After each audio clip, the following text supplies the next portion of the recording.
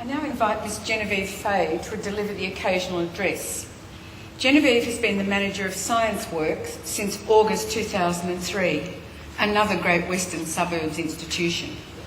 Prior to this, she was the Head of Public Programs for nearly 10 years. Genevieve started her career as a geologist working in the Northern Territory and has taught at secondary level for several years prior to coming to work at the museum. Genevieve is a board of the National Alpine Museum of Australia, located at Mount Buller.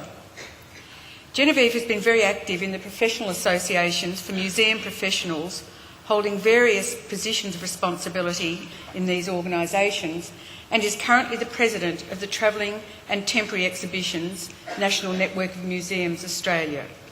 Please welcome Genevieve Fahey.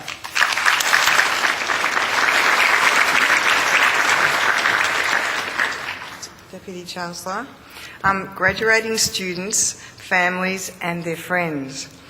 As I look at you all this morning and the proud parents in the room, I think of my own very recent experience of sitting down there as a proud parent when my daughter graduated just a few years ago. I've now been in all three spots. I've been down there with you guys, I've been a proud parent, and now I'm actually up on the stage as part of the official party. So that makes me feel special. So thank you very much to Victoria University for asking me to speak to you this morning. As I mentioned, I have been a parent in a number of graduating events, and I can see that you're all holding your degree and are very excited and wanting to go out to celebrate, so I will be mercifully brief. I am a scientist, a geologist in fact, and have worked as a geologist in the Northern Territory. When I started university, I didn't plan on being a geologist. In fact, I'd never even considered becoming a geologist and wasn't even sure what they did. I thought I wanted to be a scientist in a laboratory.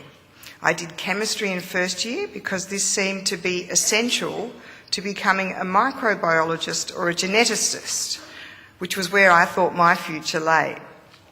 I realised at the end of my first year, my results suggested that I may not be going to make it as a chemist. So not to be deterred, I made a second attempt, which enabled me to gain enough understanding to pass chemistry. However, I did not perform so well at the subjects that would actually enable me to have that amazing imagined career as a microbiologist or a geneticist. It was not to be. So in the process of discovering what I wasn't going to be, I did find that I was very interested in our planet, in understanding how it was formed and how we could unravel the history of our planet from studying the way various layers of rocks related to each other and by what was contained within these layers and the makeup of various rocks. In fact, I became more and more interested. I really started to enjoy my studies so much that I mostly made up for the time that I had lost in my earlier years due to not so fabulous marks. So I guess what I learnt was to be prepared to be flexible so that you are open to opportunities that will come along throughout your life, not just during your study, but also in your careers. I'm not working as a geologist anymore, but I got into the position I am in now because I had done those studies. I'm also a trained teacher. When I left the Northern Territory so that my husband could continue his further studies, I taught at the now closed Chadstone High School. The one big challenge for everybody wanting to work as a geologist and live in a large population centre is that jobs are scarce and they become non-existent between mineral booms, thus the bonus of having multiple qualifications. Because I wanted to teach geology to others when I returned from the Northern Territory, because I felt absolutely certain that everybody should share my enthusiasm for rocks, I've since got over that, I volunteered to develop curriculum materials for earth science units within general science for years 7 to 10. And there was a person who worked at the museum who was actually working on that task with me, and as well as the rest of the group. And at the end of that year, she mentioned that they had advertised for a position of an education officer. And they wanted someone who had a geology-zoology background. She thought I would be ideal for the position and encouraged me to apply. This sort of role was not something I'd ever contemplated doing, but I went for the job and was successful.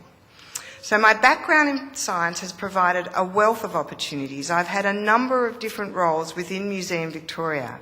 I started as an education officer, I became an exhibition project manager, an education manager, a public programs manager, and now I'm managing a whole museum.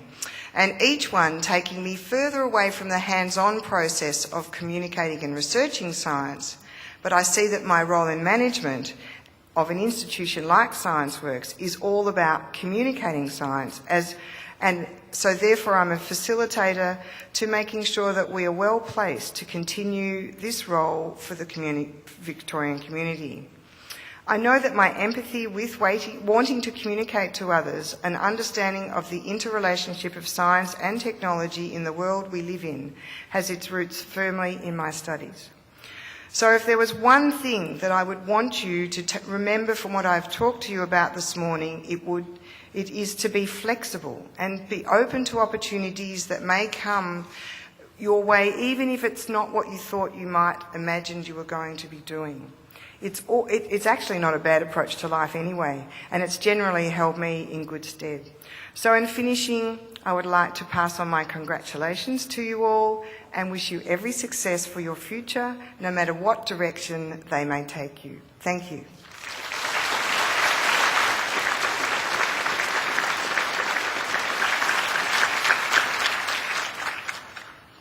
Genevieve, thank you very much. And it's obvious where the energy comes from in science work when you have a leader with that sort of energy. If you haven't been there, by the way, it's essential.